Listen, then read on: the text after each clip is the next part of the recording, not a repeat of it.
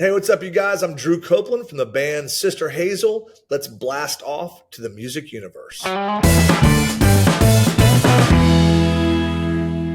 Well, we got another fun one today. How are you, buddy? Well, how are you? I'm good. I'm good. We got Drew Copeland from Sister Hazel talking about their new song, which actually he co-wrote with Kelly Pickler's late husband. So we talk about that. It's just it's a wonderful discussion about new music and their live shows and going all the way back to the 90s and All For You, which of course is their big hit. So it's a really, really fun one. Yeah, he talks to us about them being on tour and about how they're recording and when you may be able to hear more new music. So the song was just released in August, and it's a really cool little vibe with country flavor, a little Jamaican flavor, and really excited that we got to chat with Drew. Drew Copeland with Sister Hazel. How are you today, sir? Good, man. Good to see you guys. You too. Oh, it's great to see you. Great to see you. So you got new music out, lots of cool things happening. Tell us about this new single. So this new single is it's a song that I wrote with a guy named Kyle Jacobs. And if that name sounds familiar, it's because he was Kelly Pickler's husband. And before that, he was a dear, dear friend of mine. And tragically, he took his own life. The guy was incredibly talented, not just a songwriter, but honestly a singer and a producer. And more than that, he was a great human. He was just a good person. He was always extremely positive. We always had a great time writing, and all the songs that he and I have written together now, they're just a little more special to me, obviously, with the tragic loss of Kyle. But contrary to that, the song is actually supposed to be an upbeat, fun number, and it is. Once the band got a hold of it in the studio, it became just kind of this feel good mantra of escaping all the worldly crap and going and spending some time with somebody you love in some place with some white sand and blue water and some coconut trees. So it's not like a super deep song. It's all about just kind of letting loose and having fun. And I think that this is the first time the band has ever used steel drums in a recording. So it's got a kind of a happy hop to it. So I'm hoping people are digging it. Yeah, and it's a good little country song there, and it's kind of funny to say that because you guys started out, as a rock group and alternative, but now you've had 5 back-to-back Billboard Top Country Album chart entries. So give us that thought process of kind of crossing over there. What was the decision behind that, or did it just kind of come naturally? Well, I think that you guys probably have seen this as much as anybody, but if you go back and you listen to the very first couple of Sister Hazel records, actually, if you go back and listen to our catalog, we really haven't changed what we do. I don't even know what adult alternative is at this point. I have no idea what that even means anymore. Right. I'm not sure they did back when they labeled us that. But it's very similar to what we've always done. Now, I will say that there has been some instrumentation in a few different songs that certainly would make you kind of tilt your head a little bit towards country. But for the most part, man, we've still continued to be Sister Hazel and trying to write real honest songs and serve the song. And that's why, it was funny because somebody asked me the other day, they go, well, what is the theme of this album that you've got coming out? And it's not going to be one thing, because even the first 3 songs that we went in and recorded, one is Coconut Trees, the other one's kind of a rocker, and then the other one is it's a little bit of an old school Sister Hazel feel. So it's going to be all over the map, kind of the way we always have been. But I'll tell you this, we've been thankful to have been accepted in the country world and by country fans and fans that may have more diverse listening than other fans. Like we're thankful for that, because look, if somebody can dig into some Keith Urban or any of those guys and then put in a Sister Hazel record, well, look, man, that just makes me proud. So Yeah. Yeah, with alternative, my thing with alternative is you kind of get what you see what you want out of alternative. There are fans that I'm sure find the harder rock stuff. There are fans that like the old school stuff, and then there are fans that probably like the stuff that gets labeled by the industry as more country than anything else. So I think Yep. alternative is a good label for somebody that doesn't fully jump into one pool or the other. It's somebody who these are the groups that have the creative freedom to play around and let their fans get what they want out of the music.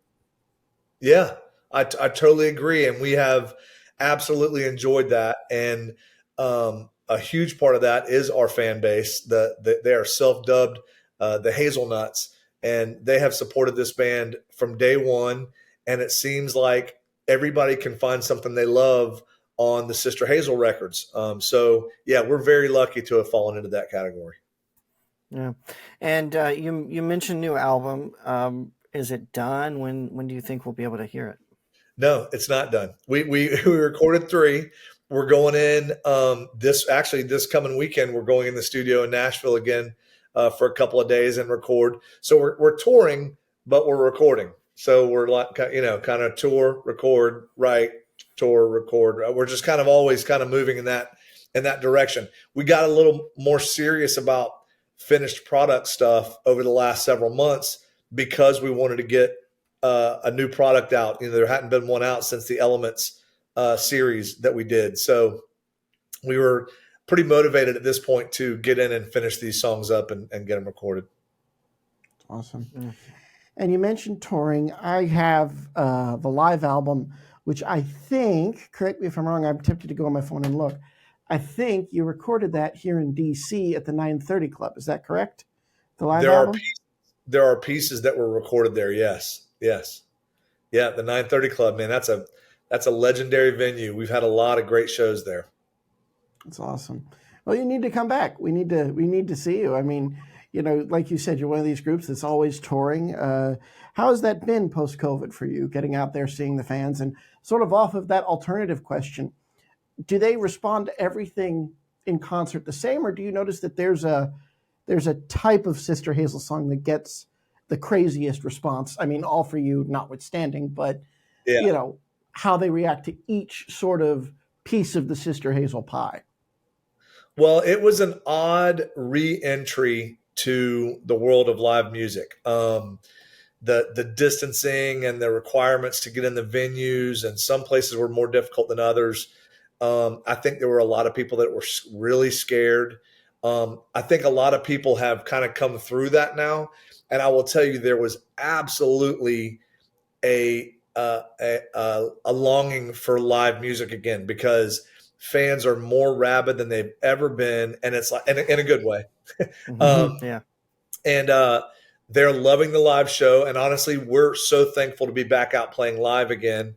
So it has been, that was a tragic thing to have happen to the world. But as far as live music goes, I think it stood the test, and it kind of came through with a new sense of necessity in people's lives. I mean, I think a lot of people went, man, I didn't realize what live music meant to me until it got taken away. And I know that's the way we felt for sure. So, yeah. Yeah, and you guys have played over 3,000 shows globally. That's a pretty impressive feat right there. Feels like we've done that this year. Are you tired? I'm tired, man. I'm tired. Yeah, no, it's good, man. It's funny because there's 5 core members and really 6 guys, because Dave LeGrand, although he's the new guy, he's been with us for 10 years. But it's funny because he's not officially a band member, because he would have had to take a pay cut. So he's like, no, I'll stay the side guy for a while. But that's our favorite time of the day, is the time that the intro music starts and we get to walk on stage. I mean, we laugh and we have a really good time. Now, there are nights that it gets frustrating, if you have a gear issue or something like that. But Right. For the most part, man, that's the most fun thing we do, is getting on stage live and playing music. Well, among those 3,000 performances, I'm seeing CMA Fest and the Grand Ole Opry. I mean, is that one of the highlights of your career where you get to play these iconic stages like that? 100%. And in fact, we're getting to play the Opry Friday night. We're going to be playing at the Opry again. And I will tell you that it has not. We've done it several times now, and it has not lost its luster. My mom's side of the family is from Nashville, and so I remember even as a kid. In fact, I've got some old pictures of me as a young boy standing with George Jones at the Grand Ole Opry, and it was pretty amazing. And so to actually be on stage performing some of our songs is incredible. That's awesome. That's awesome. Sister Hazel went country, whether you meant to or not. That's right. You know, but I mean, it's funny because I listen to these guys that are, I say, sort of singer-songwriter rock, where it's not production driven. And the more time goes on, the more country that music, not to harp on it, but Buddy and I talk about this all the time. The more time goes on, the more country that kind of stuff sounds. Like you guys, the Eagles, there's some other people. Yeah, go ahead. Yeah, Tom Petty. Petty. If Petty came out today, if Petty was a new artist, he would be country. There is just no that would be the country act, Tom Petty and the Heartbreakers. Because if you listen back to his catalog, I mean, it's right in line. Now there's so many stinking veins of country these days. It's the area has gotten so broad to fit into country, but within that broad area, there are sections. And like you're saying, I think that there are those singer-songwriter guys that have a band that are still telling a story through their music. And then there's other guys that seem pretty formulaic. You know, they have kind of a thing that they follow and they stick right to that formula. But look, man, I'm like I said, I'm proud to be a part of it. And, you know, we write songs with writers in Nashville all the time. And there's a saying in Nashville with the writers, you can't outright that town. And that's the truth, man. There are so many incredible songwriters. And what's even crazier than that is most of the guys you sit down with and write songs with are incredible musicians and singers as well. So that town is just loaded with talent. So I'm proud to be a part of it. That's awesome. I want to ask about Kyle and Kelly and his passing. Was there any hesitation then to release Coconut Trees? Was that a discussion, and did Kelly hear it? And how did it come about, given the unfortunate circumstance that you were then able to release it? It was absolutely a discussion, and I did not get a chance to talk to Kelly about it. I actually reached out to a really dear mutual friend. Lee Bryce was really close with Kyle, and Lee's a good friend, and we talked through the entire thing because he also had some, you know, he did a ton of his work with Kyle, but there was a couple of things that were extremely special to him that he went back and re-released, and he went through the same thought process of, you know, making sure that it's done tastefully and for the right reasons, and it sent the right message. And so me and the guys in my band, we went through the same process of, hey man, is this the right time? Is this an honor, you know, serving as an honor to him? Is it, you know, and we agreed that it was. We felt like, honestly, knowing him the way I did, he would love something upbeat and especially, you know, beach worthy. I think he'd be really proud that we put that song out, and hopefully he'd be really proud with the way that we produced it ourselves. So beautiful. Yeah. And what's ahead? I mean, I know you guys are on the road, you're recording. What can fans expect from you by the end of the year, as far as maybe more music being heard, videos? You know, I don't know I know what the next song is that's going to be released. I don't know when it's going to be released. And I know, man, our fall is crazy busy. Like we're on the road. I'm home for a minute right now, but we're on the road like every weekend for like the next, you know, 15 weekends or something. It's crazy. But wow. And then at the beginning of next year, we do our annual rock boat cruise, which we've been doing for 23, 24 years, something like that. I hear cruise, and I'm like, sign me up. Yeah, that's right, man. And let me tell you, that event for us, it is the crowning jewel event that this band put together. And we've been doing it for so long, but it's impossible. I cannot sit here and explain to you the energy and the vibe and the camaraderie and the community that has become the Rock Boat, and what it's like to be on the boat, and the bands and the way they interact. You have to experience it. Like, people have come off and they've gone, well, I think I can explain it. It's like awesome. It's like you can't just get right to it, but it's a good time. There's no doubt about that. And when is that? You said January, right? It's the end of January. Yeah. Like right at the beginning of February, end of January. Yeah. And what cruise line? Do you know? It's on NCL, Norwegian. Nice. Yeah. Nice. Awesome. No, that'll be cool. I will be sending an email this week saying, can I cover the cruise? Because we love covering stuff like this for our show and different things. I love when we just covered, Buddy can cut this out, but we just covered the last show for Kicks, and they did the Kicks cruise every year too. So yeah, rock fans love getting on boats and rocking out. So, it is a good time, man. It is a good time. And Matt can't stay home for the life of him. I don't know how he's at his studio right now. He's always I'm not. traveling. I'm in Nashville, and this is just a green screen. This is just sure. Now I've got that, as you can see. Matt, you need to learn my harmony parts and come fill in for me. I'll stay home for a while. Okay. Teach me the bass, and I will.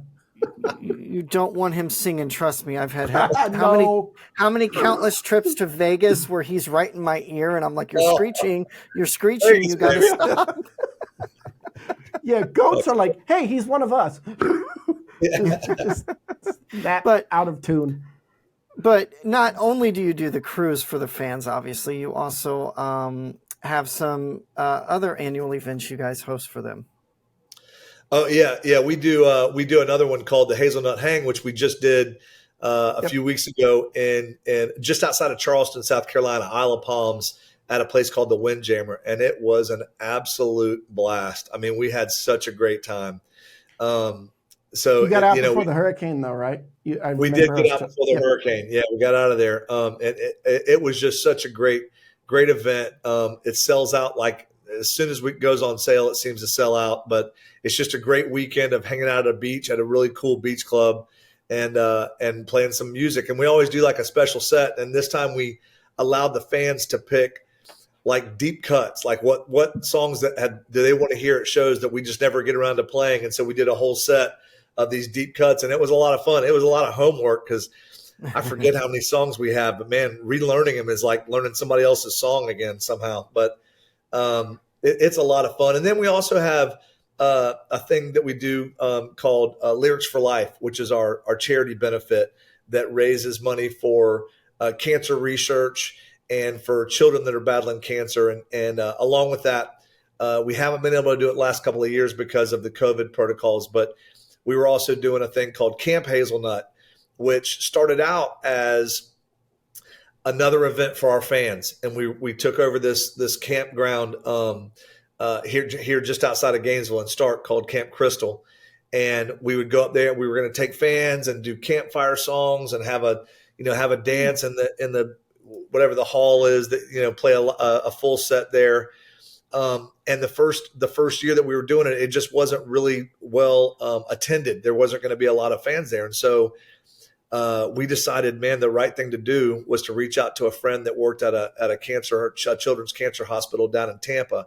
And we said, listen, load up everybody that wants to come and their families and come have like a normal weekend. And it was so crystal clear to us once we got done with that's what that is. That it became it is now a chance for these kids and their siblings and their parents to come somewhere and just have a normal weekend of canoeing and, rope climbing and archery and arts and crafts and, dodgeball and whatever else they do. But, and as well as some live music and we hang out and it's just, it's a great time and a great way to give back to those people that are going through that.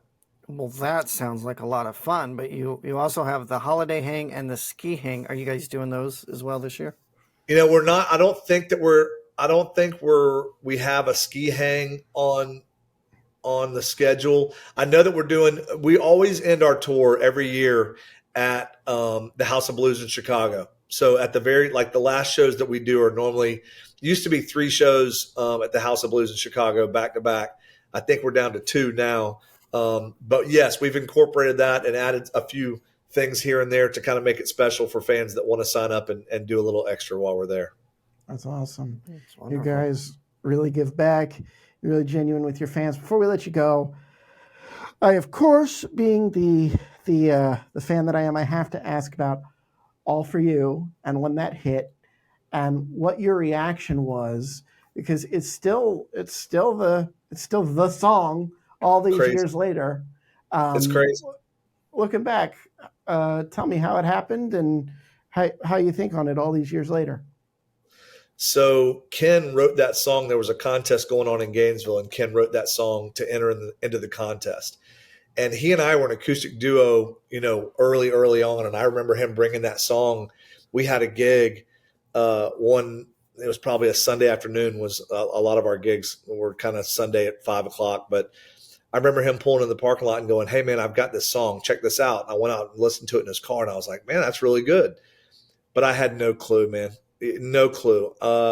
This is one of those lightning in a bottle type situations, if you ask me, because even to this day, I mean, we're talking about crossing generations. You see parents with their kids, and when we get to the part where we break it down and let the audience sing that song, they're singing every word of that song. And you're talking 20-something years later, since, the song was written in 91, didn't get on the radio till 96, and now here we are however many decades later, and people are still singing every word. It's crazy. Drew Copeland, Sister Hazel, songwriter on Coconut Trees. Thank you so much. This was excellent. Really appreciate your time. Thank you. Absolutely. Thank you guys. I really appreciate it, and have a great week. Thanks. That was a fun one. The single is out now, and we are waited with bated breath for new music. Short and sweet today. Anything else to add, buddy? No, just, keep checking out their socials and stuff to find out when they're coming to a town near you. And when we get the press releases that new music's on the way, we'll be sure to post it. Short and sweet today because buddy has to get off and go feed a sumo wrestler. I'm Matt Bailey for the Music Universe podcast. I'll talk. Oh, you just had to throw that in there, didn't you? And buddy, thanks for listening and watching. Be sure to hit like, subscribe, and share on our socials at the Music Uni. Check us out at themusicuniverse.com for all of our reviews and news, and check us out at tmupod.com where you can actually subscribe, and be sure next time you see Matt, punch him in the face.